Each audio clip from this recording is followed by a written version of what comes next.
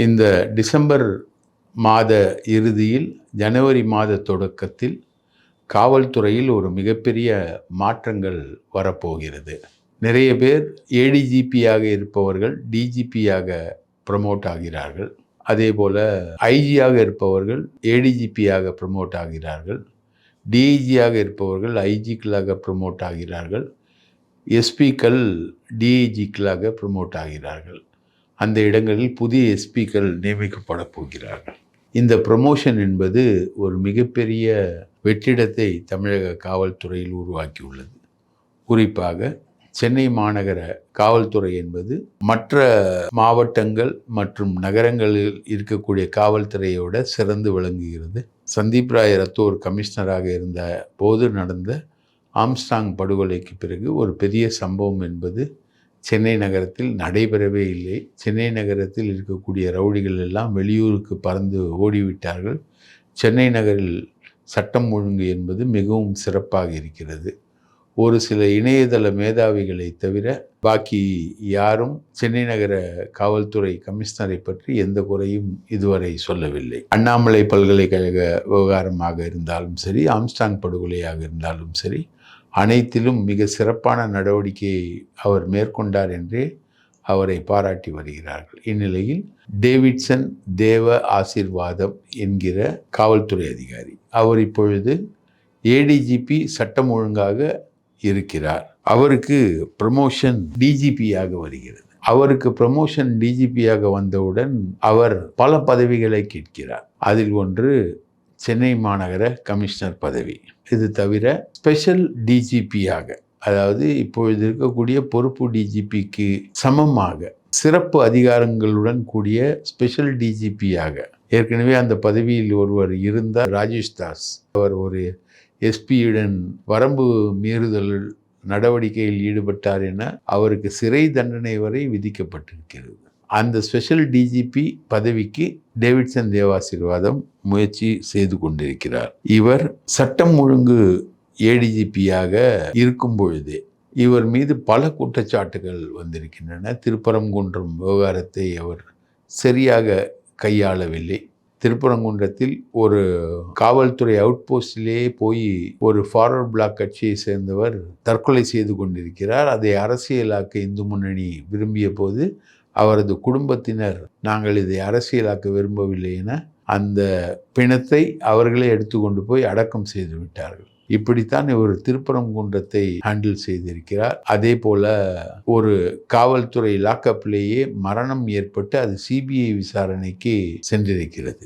கவின் என்கிற இளைஞன் திருநெல்வேலியில் பட்டப்பகலில் ஆணவ படுகொலையில் கொல்லப்பட்டிருக்கிறார். இதெல்லாம் இவர் ஏடிஜிபி லா அண்ட் ஆர்டராக இருக்கும்போதே நடந்த விஷயங்கள். இவர் இப்பொழுது தமிழகத்தின் சிறப்பு டிஜிபியாக, டிஜிபி தற்போதிருக்கும் டிஜிபிக்கு இணையான ஒரு பதவியில் இணைய விருப்பப்படுகிறார். ஏற்கனவே ஏடிஜிபி அட்மினாக இருக்கக்கூடிய ஒரு பதவியை அவரே வைத்து கொண்டிருக்கிறார். தமிழகத்தின் ஏடிஜிபி அட்மினும் அவர்தான், தமிழகத்தின் ஏடிஜிபி லா அண்ட் ஆர்டரும் அவர்தான்.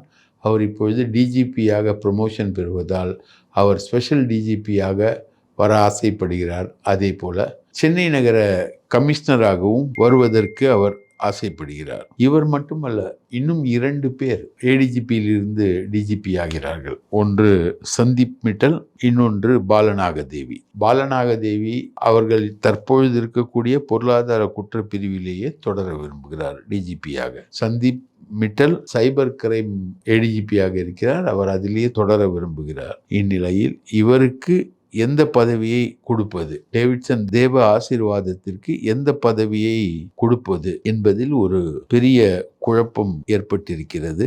அவருக்கு லஞ்ச ஒழிப்பு துறையுடைய டிஜிபியாக கொடுப்பதா, மதுவிலக்குத்துறை டிஜிபியாக கொடுப்பதா, சிபிசிஐடி டிஜிபியாக கொடுப்பதா என ஒரு ப்ரொபோசல் ஓடிக்கொண்டிருக்கிறது. அந்த ப்ரொபோசலை அரசு பரிசீலித்து கொண்டிருக்கிறது. ஆக டேவிட்சன் தேவாசீர்வாதத்திற்கு என்ன பதவி கொடுப்பது என்பது ஒரு பெரிய விவாதமாகி இருக்கிறது. ஏனென்றால் அவருக்கு பல இடங்களில் அவருக்கு செல்வாக்கு அதிகம். இன்று முதல்வரின் உடன் இருக்கக்கூடிய அதிகாரிகளில் சிலர் அவரை வெளிப்படையாகவே ஆதரிக்கிறார்கள்.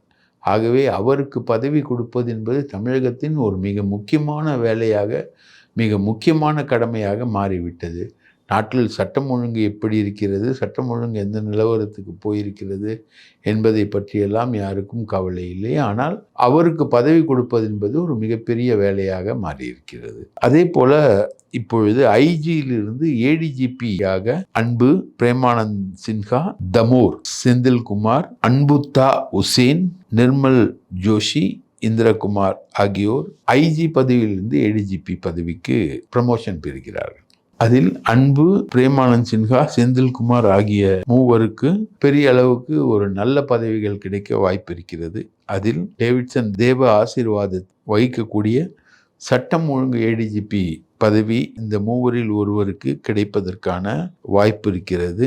அதே போல தாம்பரம் கமிஷனர், ஆவடி கமிஷனர், இது இரண்டும் ஏடிஜிபி பதவியில் இருப்பவர்கள் வகிக்கக்கூடிய பதவி. இப்போவே ஆவடி கமிஷனர் எனக்கு நல்ல பதவி கிடைக்கும், நான் சென்னை நகர கமிஷனராக மாற்றப்படுவேன் என அவரே சில பேரை பேச வைத்துக் கொண்டிருக்கிறார். சட்டம் ஒழுங்கு ADGP, Tambaram commissioner, Avadi commissioner ஆகிய பதவிகள் இந்த ஐஜியிலிருந்து ஏடிஜிபி ஆகக்கூடிய அன்பு, பிரேமானந்த் சின்ஹா, நஜ்மல் ஹோடா, செந்தில்குமார் ஆகிய 4 பேருக்கும் கிடைப்பதற்கான வாய்ப்பு இருக்கிறது. இதில் லஞ்ச ஒழிப்புத்துறை என்பது ஒரு மிக முக்கியமான பதவி. அந்த பதவிக்கு டேவிட்சன் தேவாசீர்வாதமும் ஆசைப்பட்டு காய் நகர்த்தி கொண்டிருக்கிறார். ஒருவேளை அவருக்கு டிஜிபியாக கிடைத்தாலும் அதில் ஏடிஜிபி பதவி என்பது முக்கியமான பதவி. அதில் இருக்கக்கூடிய அபய்குமார் சிங் இப்பொழுது பொறுப்பு டிஜிபியாக இருக்கிறார். அவர் ஜனவரி மாதம் ரிட்டையர்மெண்ட்டுக்கு போகிறார். டிஐஜியிலிருந்து ஐஜியாக மாற்றக்கூடிய அதிகாரிகள் மூவரும் பெண்கள், மூவரும் டெபுடேஷனில் இருக்கிறார்கள். அவர்கள் அதிலேயே தொடர்கிறார்கள். செந்தில்குமார் மேற்கு மண்டல ஐஜி, தென்மண்டல ஐஜி பிரேமானந்த் சின்ஹா 2 பதவிகள் வேக்கெண்டாக போகிறது. இவை 2ம் முக்கியமான பதவிகள். இந்த பதவிகளில் யார் நியமிக்கப்பட போகிறார்கள்? இந்த டிஐஜியிலிருந்து ஐஜிக்கு வரக்கூடியவர்கள் மத்திய பொறுப்பிலேயே அவர்கள் கண்டினியூவாக இந்த 2 பதவிகளில் யார் நியமிக்கப்பட போகிறார்கள் என்கிற கேள்வி பெரிய கேள்வியாக எழுந்துள்ளது. டிஐஜி டு ஐஜியாக ப்ரமோட் ஆகக்கூடியவர்கள் ரம்யா பாரதி, பொன்னி, சோனல் சர்மா. இவர்கள் 3 பேருமே டெபுடேஷனில் மத்திய அரசு பணிகளில் இருக்கிறார்கள். இவர்கள் அங்கேயே கண்டினியூ ஆவார்கள் என்று சொல்லப்படுகிறது. எஸ்பியிலிருந்து டிஐஜியாக ப்ரமோஷன் பெறக்கூடிய அதிகாரிகள் சக்தி கணேசன், சர்வேஷ் ராஜ், ரோஹித் நாதன், அருண் பாலகோபால், ஸ்ரீநாத், சஜா குமார், அருணா சிங், அமானுல் மகான் இவர்களெல்லாம் எஸ்பியிலிருந்து டிஐஜியாக ப்ரமோட் செய்யப்பட போகிறார்கள். இவர்கள் எங்கே இருப்பார்கள், எங்கே நியமிக்கப்பட போகிறார்கள் என்கிற கேள்வி இருக்கிறது. இவர்கள் இடத்திற்கு எஸ்பியாக யார் வருவார்? இவர்கள் அனைவரின் இடத்திற்கும் எஸ்பியாக யார் வருவார்கள்? இப்படி தமிழகம் முழுவதும் காவல்துறையில் ஒரு மிகப்பெரிய மாற்றம் நடைபெறப் போகிறது.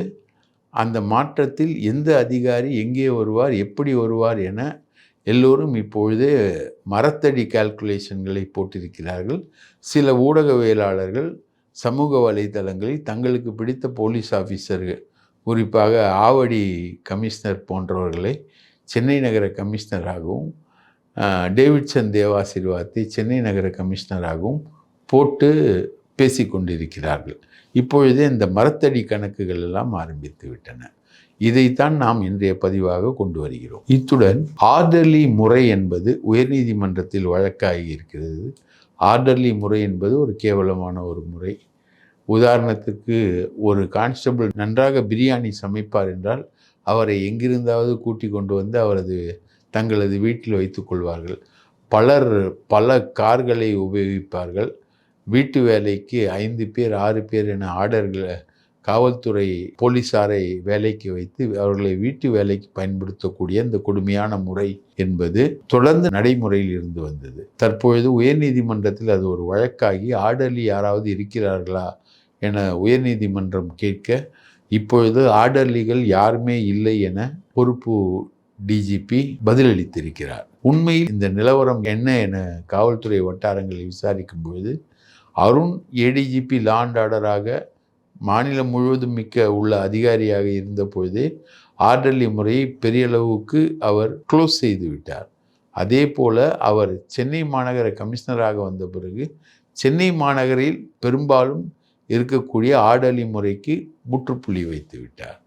ஆக இந்த ஒரு காவல்துறை அதிகாரி தன்னுடைய வேலையை ஒழுங்காக செய்தால் என்ன ரிசல்ட் வரும் என்பதற்கு இதுவே உதாரணம். பிரிட்டிஷ்காரன் காலத்தில் இருந்த ஆர்டர்லி முறையை தன்னுடைய சின்சியரான முயற்சிகளால் அதை தோற்கடித்திருக்கிறார் அருண் IPS என்று சொல்கிறார்கள் காவல்துறையை சேர்ந்தவர்கள். ஆகவே காவல்துறையில் ஏற்படக்கூடிய மாற்றம் என்பது ஒரு மிகப்பெரிய மாற்றம். அந்த மாற்றம் என்பது அடுத்து நடக்கக்கூடிய தேர்தல்களிலும் எதிரொலிக்கும். திமுக ஆட்சியின் மிகப்பெரிய பிரச்சனையாக அனைவரும் சுட்டி காட்டுவது சட்டம் ஒழுங்கு பிரச்சனை. அந்த சட்டம் ஒழுங்கு பிரச்சனைக்கு இந்த காவல்துறை அதிகாரிகளின் மாற்றம் என்பது ஒரு விடியலை ஏற்படுத்துமா? யார் எந்தெந்த பதவிகளுக்கு போவார்கள்? எப்படி அது நீடிக்கும்? இன்று பலவீனமாக இருக்கக்கூடிய உளவுத்துறை, லஞ்ச ஒழிப்புத்துறை போன்ற உளவுத்துறை, லஞ்ச ஒழிப்புத்துறை, CBCID போன்ற பதவிகள் இந்த மாற்றங்களினால் வரக்கூடிய புதிய அதிகாரிகளால் பலம் பெறுமா என்ற கேள்விகள், ஏராளமான எதிர்பார்ப்புகளை இந்த காவல்துறை மாற்றம் ஏற்படுத்தியிருக்கிறது. இந்த காவல்துறை மாற்றம் என்பது தமிழக நிர்வாக வரலாற்றில் ஒரு மிகப்பெரிய மாற்றத்தை கொண்டு வரப்போகிறது என்பதால் தான் நாம் இந்த வீடியோவை பதிவு செய்து உங்களுக்கு அளிக்கிறோம். நன்றி, வணக்கம்.